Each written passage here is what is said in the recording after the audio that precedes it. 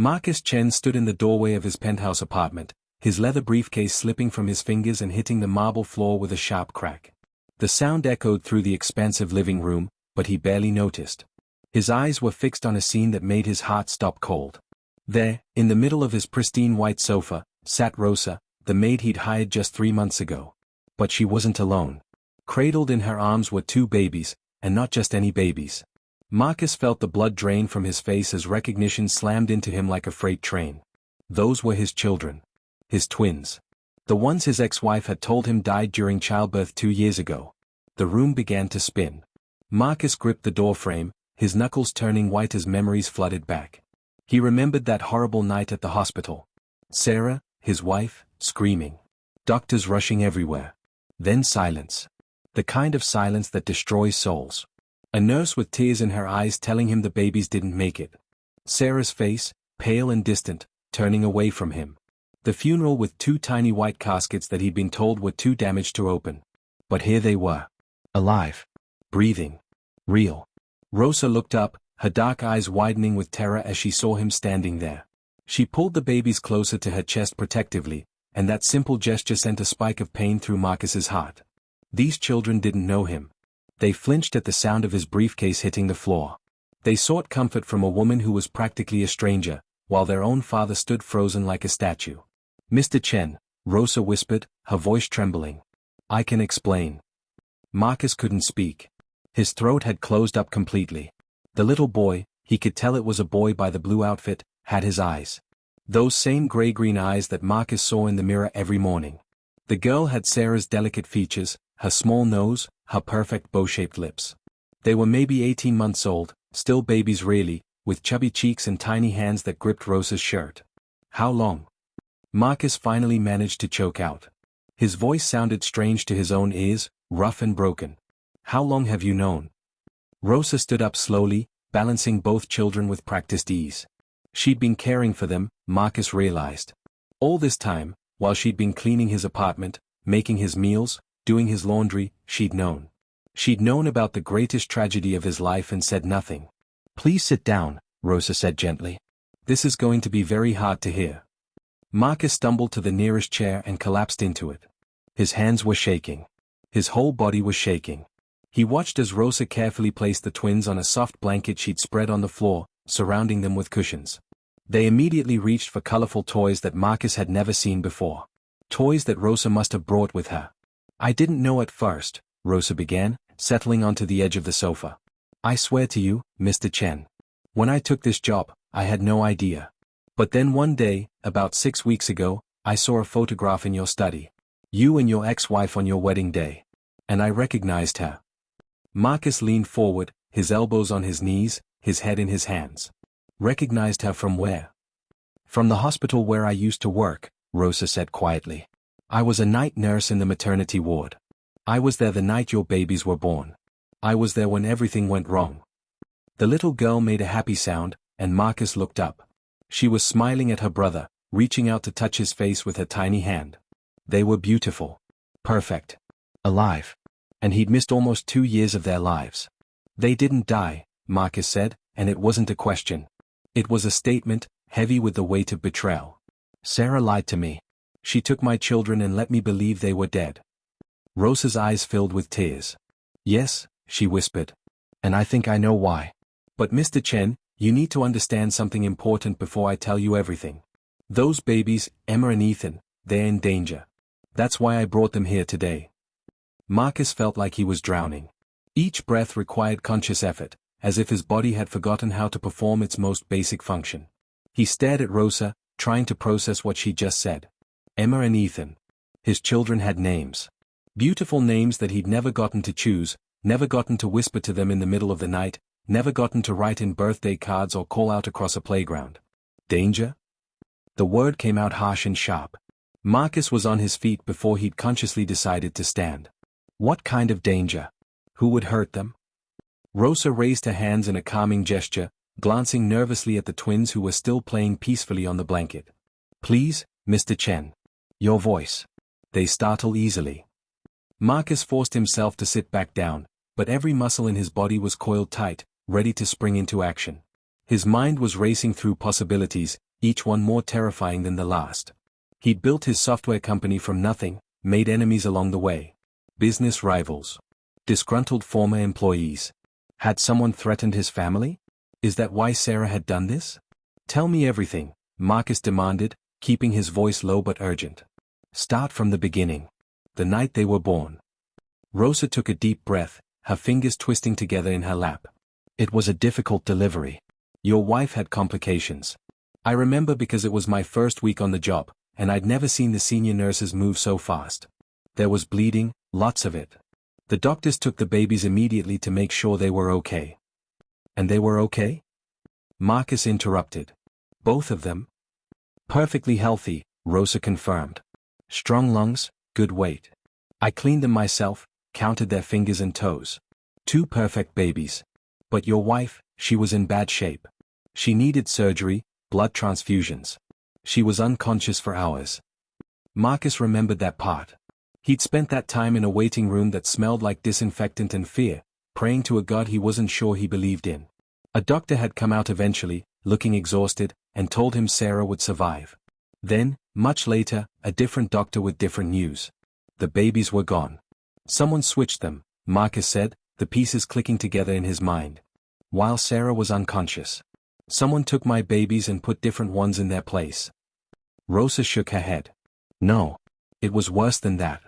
There were no other babies. The ones you were told died, they never existed at all. It was a lie from the very beginning, orchestrated by your wife's family. The room tilted. Marcus gripped the arms of his chair so hard he heard the leather creak. That's impossible. I saw the death certificates. I planned a funeral. All forged, Rosa said quietly. I didn't know that at the time, of course. I just knew that when I came back for my next shift 2 days later, there was no record of your wife ever having given birth. The files were gone. The other nurses who'd been there wouldn't talk about it. And I was pulled aside by the head of the hospital and told very clearly that if I valued my job and my safety, I would forget everything I'd seen that night. Marcus stood up and walked to the window, his hands clenched into fists. Below him, the city sprawled out in every direction, millions of people going about their lives, completely unaware that his entire world had just been torn apart and reassembled into something unrecognizable. Why? The question came out as almost a whisper. Why would Sarah do this? Why would anyone do this? Your wife's father, Rosa said, and Marcus could hear the fear in her voice. Richard Westbrook. Of course. Marcus closed his eyes as bitter understanding washed over him. Richard Westbrook, one of the most powerful men in the state. Old money, old connections, old ideas about who deserved to marry his daughter. He'd never approved of Marcus, the son of immigrants, the scholarship kid who'd built his fortune through hard work rather than inheritance. He thought I wasn't good enough, Marcus said flatly. He thought you weren't good enough to raise his grandchildren, Rosa corrected. I didn't understand any of this at the time. I just kept my head down and eventually left that hospital. I moved across the state, tried to forget. But then 6 weeks ago, I saw that photograph in your study, and everything came flooding back. I started asking questions. Careful questions. Emma started to fuss on the blanket, and Rosa immediately moved to pick her up, bouncing her gently. The sight of his daughter being comforted by someone else made Marcus's chest ache. I found them living with your ex-wife's sister, Rosa continued. Margaret Westbrook. Sarah had signed over custody shortly after they were born. Margaret has been raising them, but she's sick now. Very sick. And Richard Westbrook wants to send the twins to boarding school in Europe. They're barely 18 months old, and he wants to ship them across the ocean. Over my dead body, Marcus growled. Rosa met his eyes. That might be exactly what he's planning. Marcus felt rage burning through his veins like acid.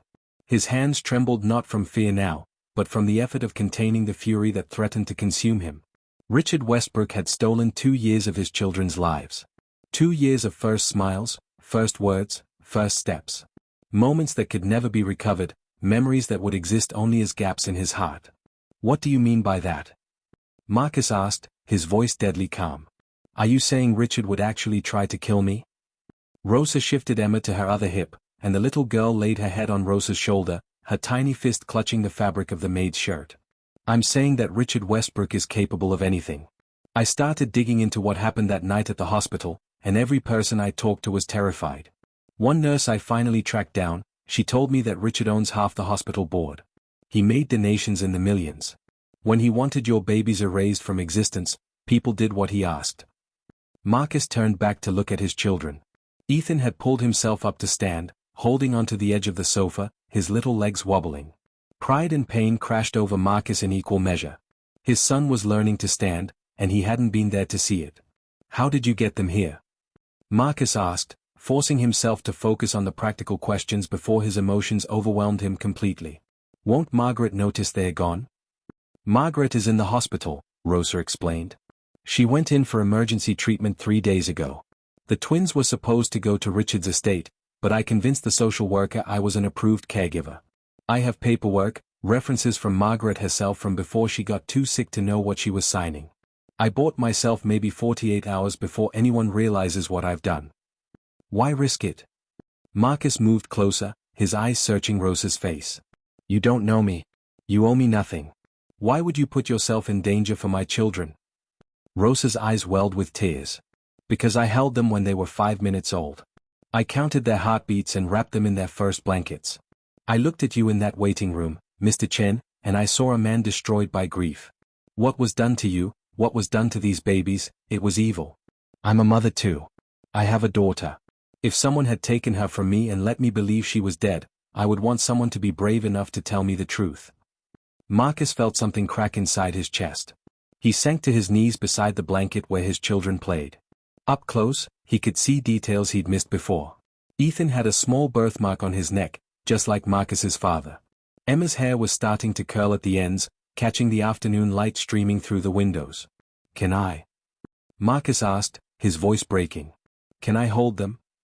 Rosa hesitated. They don't know you. They might cry. I don't care, Marcus said. They're my children. Please. Rosa carefully lowered herself to the floor and gently guided Emma toward Marcus. The little girl looked up at him with wide, uncertain eyes. Marcus held his breath as Rosa placed Emma in his arms. She was so light, so warm, so real. Emma stared at him for a long moment, her lower lip trembling as if she might cry. Then, inexplicably, she reached up and touched his face with her small hand. Something inside Marcus shattered. Tears he'd been holding back for 2 years finally broke free, streaming down his face as he pulled his daughter close and breathed in the sweet smell of her baby shampoo. Hi, Emma, he whispered. Hi, sweetheart. I'm your daddy. I'm so sorry I wasn't there. I'm so sorry. Ethan, seeing his sister in the stranger's arms, crawled over and pulled himself up using Marcus's leg. Marcus shifted Emma to one arm and pulled Ethan up with the other, holding both his children for the first time. They were heavier than he'd imagined but also more fragile. Perfect and impossible in his. We can't stay here, Rosa said urgently, breaking into the moment. This is the first place they'll look when they realize the twins are gone. Richard has resources you can't imagine. Private investigators, lawyers, police officers on his payroll. If he finds us here, he'll take them, and you'll never see them again. Marcus kissed Emma's forehead, then Ethan's, marking them with his tears. Then we run. I have money. Resources of my own. We can go somewhere he can't reach us. There's nowhere in this country he can't reach, Rosa said grimly. But I might have an idea. It's risky, and you'll have to trust me completely.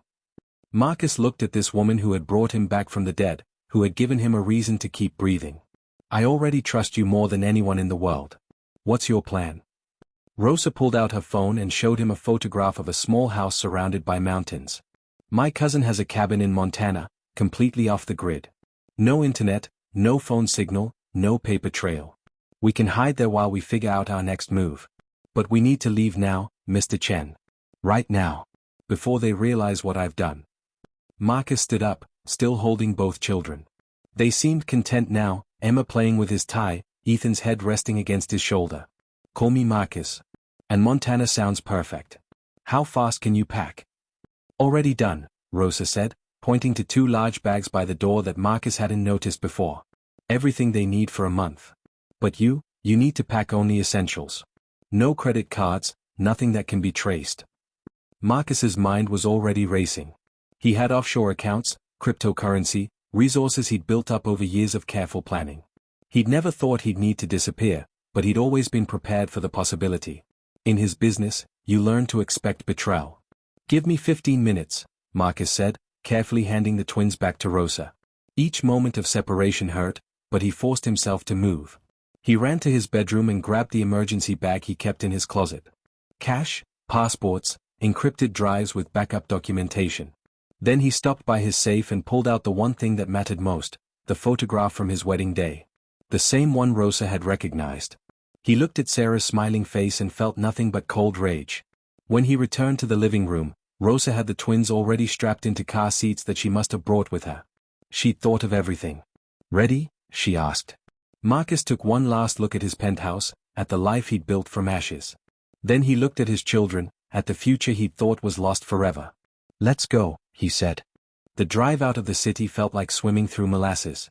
Every red light was an eternity, every passing police car a potential disaster. Marcus gripped the steering wheel of Rosa's old Toyota, his eyes constantly checking the rearview mirror. In the back seat, Emma and Ethan had both fallen asleep in their car seats, their tiny chests rising and falling with the rhythm of innocent dreams. "Take the next exit," Rosa instructed from the passenger seat, her phone displaying a map she'd downloaded before they'd lost signal. "We'll stick to back roads from here. It'll take longer, but it's safer." Marcus merged onto a smaller highway, watching the city skyline shrink behind them. He'd built his entire adult life in that city. His company headquarters was there. His friends, his routine, his identity. All of it vanishing in the rearview mirror like smoke. "Tell me about them," Marcus said quietly, needing to fill the silence with something other than his racing thoughts. "What are they like? What do they love? What makes them laugh?" Rosa's face softened. "Emma is fearless. She climbs everything, tries to eat everything, never stops moving. She loves music. Sometimes I would sing to her, and she would bounce up and down, clapping her hands. Ethan is quieter, more observant. He studies things for a long time before he touches them. He loves books, even though he can't read yet. He likes the pictures, turns the pages so carefully." Marcus felt each word like a knife to his heart. These were things a father should know. These were discoveries he should have made himself, moments he should have witnessed. "Margaret wasn't cruel to them," Rosa continued. "I need you to know that. She's not like her father. She truly loves them. But she's dying, Mr. Chen, Marcus. Liver failure. She has maybe 6 months left, and she knows it. That's why Richard is moving so fast to take control." "Why didn't she tell me?" The question exploded out of Marcus before he could stop it. "Margaret knew me. We were friends before I married Sarah. Why would she keep my children from me?" Rosa was quiet for a long moment. "I think she was afraid of her father. I think they all are. Richard Westbrook doesn't just have money and connections. He has dirt on everyone. Secrets. Leverage. I found out he had Margaret's medical record sealed, controlled who her doctors were, what treatment she received. If she told you about the twins, he could have cut off her care completely." Marcus's hands tightened on the wheel. "So she chose her own survival over my right to know my children." "She chose to stay alive so she could protect them," Rosa corrected gently. "Richard wanted to send them away the moment they were born. Margaret fought him for almost 2 years, gave them love and stability when they could have been shipped off to strangers. Don't hate her, Marcus. She did the best she could in an impossible situation." They drove in silence for another hour, the landscape gradually changing from urban sprawl to rural farmland. Marcus stopped at a gas station and paid cash, keeping his face turned away from the security cameras. While the tank filled, he looked through the window at his sleeping children and made a silent promise. Whatever it took, however long it lasted, he would never let anyone separate them again. "We need to talk about what comes next," Rosa said when they were back on the road. "Hiding is only temporary. Eventually, Richard will find us. He always finds what he's looking for. Then we need leverage of our own," Marcus said, his business mind clicking into gear. "We need proof of what he did. Documentation. Witnesses. Something we can use to destroy him if he comes after us." "I have some of that," Rosa admitted. "Before I took the twins, I made copies of Margaret's files. Medical records that prove the twins were born healthy, social worker reports, emails between Richard and the hospital administrators. It's not enough for a criminal case, but it might be enough to create a scandal. Richard's power comes from his reputation.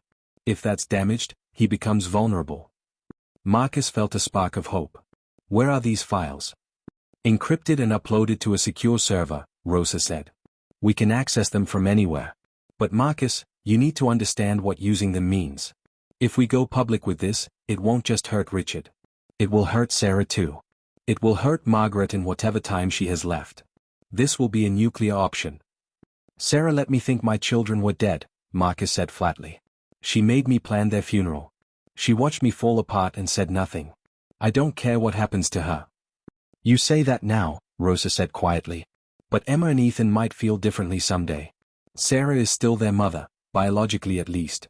Children deserve to know where they come from, even when the truth is painful. Marcus didn't respond. He couldn't think about Sarah right now without rage clouding his judgment. Instead, he focused on the road ahead, on the mountains rising in the distance, on the precious cargo sleeping peacefully in the back seat. They stopped twice more for gas and once for supplies. Marcus bought diapers, formula, baby food, toys, things he'd never imagined shopping for. Rosa coached him through it, teaching him sizes and brands and preferences. Each purchase felt like reclaiming a piece of the fatherhood that had been stolen from him. Night had fallen by the time they reached the mountains. The roads became narrow and winding, climbing through forests that blocked out the stars. Emma woke up crying, and Marcus pulled over to let Rosa comfort her while he held Ethan, who'd woken up confused and frightened. It's okay, buddy, Marcus whispered, rocking his son gently. You're safe. I promise you're safe. But even as he said the words, Marcus knew they might be a lie. Richard Westbrook had proven he would do anything to maintain control. And Marcus had just declared war on one of the most powerful men in the state. The cabin appeared suddenly in their headlights, a small structure of weathered wood tucked between towering pines. It looked abandoned, forgotten, perfect. Rosa had called her cousin from a payphone hours earlier, and the key was waiting under the mat just as promised. Inside, the cabin was sparse but clean. One bedroom, a living area with a fireplace, a tiny kitchen. No electricity, but there were solar panels on the roof and a generator in a shed out back. Rosa had thought of everything. They got the twins settled in a portable crib that Rosa had packed, then collapsed onto the worn sofa. Marcus stared at the ceiling, his mind refusing to quiet. What if this isn't enough? He asked. What if he finds us anyway? Rosa reached over and squeezed his hand. Then we fight. Together. But for tonight, Marcus, let yourself just be a father. Go watch your children sleep. Start learning who they are. Everything else can wait until morning. Marcus did exactly that. He spent the rest of the night sitting beside the crib, watching Emma and Ethan breathe, memorizing every detail of their faces. He had 2 years to make up for. And he was going to start right now. Marcus woke to the sound of birds and children's laughter. For a moment, he was disoriented, his body stiff from sleeping in the chair beside the crib. Then memory crashed over him, and he looked down to see Emma and Ethan awake, playing with each other through the bars of the crib, completely unaware that their entire world had shifted overnight. Good morning, Rosa said from the doorway, holding 2 steaming mugs. I made coffee on the camp stove. It's terrible, but it's caffeinated. Marcus took the mug gratefully, his eyes never leaving his children. How long have they been awake? About 20 minutes, Rosa said, settling into the chair beside him. They're good in the mornings, usually. Happy and playful. It's around bedtime that things get difficult. Marcus watched Ethan hand Emma a stuffed rabbit, watched Emma throw it back to him with a delighted squeal. Simple joy, uncomplicated by the darkness swirling around them. I've been thinking, Rosa said carefully, about what happens next. We can't hide here forever. The twins need stability, routine, medical care. And you have a company to run. People who depend on you. I don't care about the company, Marcus said immediately. I'll burn it to the ground if that's what it takes to protect them. And that's exactly what Richard is counting on, Rosa replied. He wants you emotional, reactive, making decisions based on fear. That's how he wins. Marcus finally tore his eyes away from the twins to look at Rosa. What are you suggesting? I'm suggesting we play a different game, Rosa said. Richard's power comes from operating in the shadows, from controlling narratives, from making people too afraid to speak up. What if we drag everything into the light? Marcus's mind began to race. The files you mentioned. The evidence. We go public. More than that, Rosa said, leaning forward with intensity. We tell your story. All of it. The fake death certificates, the hospital cover-up, Richard's manipulation of his dying daughter to maintain custody. We make this so big that he can't make it disappear. He'll destroy me, Marcus said flatly. My reputation, my business, everything. Maybe, Rosa agreed. Or maybe people will see you as a father who had his children stolen from him. Maybe the court of public opinion will be on your side. And Marcus, I've seen your company's work. You build security software that protects people's data, their privacy, their freedom. You're not exactly an easy target for a smear campaign. Marcus stood up and walked to the window, looking out at the forest surrounding them. Rosa was right. Hiding was a temporary solution at best. Eventually, resources would run out, or someone would recognize them, or the twins would need something he couldn't provide in isolation. I want custody, Marcus said firmly. Not visits. Not shared custody. I want my children legally, permanently, with no possibility of Richard ever taking them from me again. Then we need Margaret, Rosa said. She's the legal guardian. If she's willing to testify about what her father did, about the pressure he put on her, it would be devastating to his case. Marcus turned back to her. You said she's dying. Why would she put herself through that stress in her final months? Because she loves those babies, Rosa said simply. And because I think, deep down, she's been waiting for someone brave enough to stand up to her father. Let me reach out to her. Carefully. See if she's willing to talk. Emma started to cry, and Marcus was moving before he'd consciously decided to. He lifted her from the crib, and she mauled against his chest, her sobs quieting almost immediately. The trust she showed, even not knowing him, filled Marcus with fierce protectiveness. Do it, Marcus said. Contact Margaret. But Rosa, if this goes wrong, if Richard comes after you because of what you've done. I knew the risks when I brought your children to you, Rosa interrupted. I have my own daughter to protect. I understand what you're feeling. This is worth fighting for. Over the next 3 days, they built a routine. Marcus learned to change diapers, prepare bottles, interpret different types of cries. He discovered that Emma loved to be tossed in the air, that Ethan had a fascination with shadows, that both twins found his attempts at singing hilarious. Each moment felt precious and heartbreaking, weighted with the knowledge of all he'd missed. Rosa made contact with Margaret through a former nurse they both trusted. The response came back faster than expected. Margaret wanted to meet. They arranged it carefully. A small diner 2 hours from the cabin, public enough to be safe but private enough for difficult conversations. Marcus's heart pounded as he walked in, carrying Emma while Rosa handled Ethan. Margaret was already there, looking frail and exhausted, her skin gray with illness. When she saw the twins, she started to cry. Marcus, she whispered. I'm so sorry. I'm so incredibly sorry. Marcus slid into the booth across from her, Emma still in his arms. Tell me why. Make me understand how you could do this to me. Margaret's hands shook as she reached across the table, not quite touching Emma but desperately wanting to. My father had proof that your company was using leaked data in your security algorithms. He said if I told you about the twins, he'd destroy you. Prison, bankruptcy, everything. Sarah was barely functioning after the birth. She had severe postpartum depression, psychosis. She believed the babies were in danger from something she couldn't explain. My father convinced her that the only way to protect them was to make everyone believe they'd died.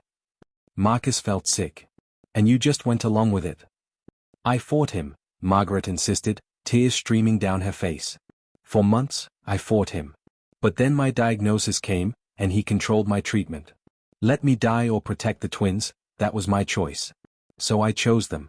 I gave them love and stability and kept them safe from his plans to send them away. I'm not asking for forgiveness, Marcus. I know I don't deserve it. But I'm asking you to let me make this right while I still can. Rosa placed a hand on Marcus's arm, grounding him. Emma reached for Margaret, recognizing her, wanting her. Marcus had to force himself to let his daughter go into Margaret's arms. What are you proposing? Marcus asked. Margaret pulled out a folder, her hands trembling. Full testimony about everything my father did. Recorded statements. Legal documents transferring guardianship to you. And this? She handed him a USB drive. Everything I have on my father's business dealings, his manipulation tactics, his network. Enough to ensure he never tries this again. This will destroy your family, Marcus said.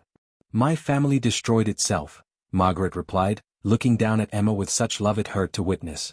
My father is a monster. My sister had a breakdown rather than stand up to him. I'm dying because stress from his control exacerbated my condition. This ends now. These babies deserve better. The legal battle that followed was brutal. Richard Westbrook threw everything he had at them, but the combination of Margaret's testimony, Rosa's evidence, and Marcus's resources proved too much. The media coverage was intense, turning Marcus into a symbol, a father fighting for his stolen children. Public opinion swung heavily in his favor. 3 months later, Marcus stood in a courtroom and heard the judge grant him full custody. Richard was there, his face purple with rage, but powerless. Sarah didn't attend. According to her lawyers, she was receiving treatment at a private facility. Margaret died 2 weeks after the verdict. She'd held on just long enough to make things right. At her funeral, Marcus held Emma and Ethan close and thanked her silently for the second chance she'd given them all. Now, a year later, Marcus sat in the backyard of his new house, smaller than the penthouse, but filled with toys and laughter, watching his children play. Emma was running circles around Ethan, who was carefully building a tower of blocks. Rosa was there too, having become not just their nanny but part of their family. "Daddy, look!" Emma shouted, showing him a flower she'd picked. The word still made Marcus's heart skip. Daddy. He was their daddy, officially and completely. His phone buzzed with a message from his lawyer. Richard Westbrook was being investigated for fraud and coercion. The empire he'd built was crumbling. Marcus deleted the message. He didn't care about revenge anymore. He had everything that mattered right here. "I see it, sweetheart," Marcus called back to Emma. "It's beautiful. Just like you." Ethan abandoned his blocks and ran over, not wanting to be left out. Marcus scooped both children into his arms, holding them tight, breathing in the smell of grass and sunshine and childhood. They were safe. They were his.